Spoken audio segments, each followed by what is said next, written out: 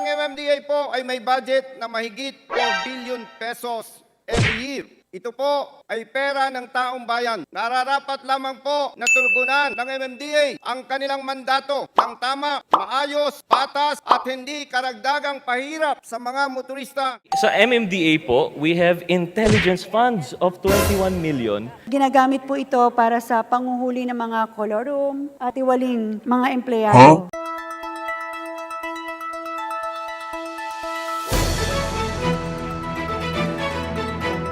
Gusto namin malaman, asan yung local funding for body cam, motorcycle school, motorcycle shop? Nothing about rain shelter, nothing. Lahat to flood control. Flood control and intelligence funds, apparently.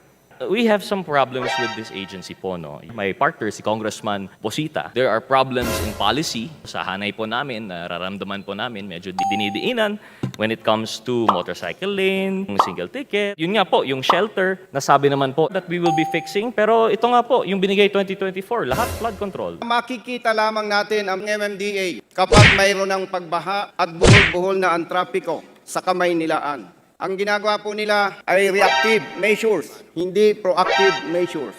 Meron po ang MMDA na plano for the flood control, flood-free Metro Manila by 2030. Anong taon po ginawa tong plano?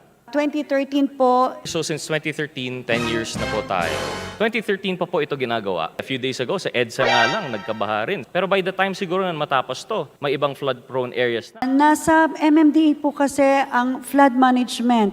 Ako po ay kumpiyansa na hindi dapat dinadanas natin ang mga pagbaha na maituturing na kapabayaan po ito na hindi dapat mangyari pa sa mga susunod na panahon. Ito po dapat ay bigyan ng tamang atensyon ng MMDA na kung saan gampanan nila ng tama ang mandato nila kaugnay dito sa waste disposal management, flood control and traffic management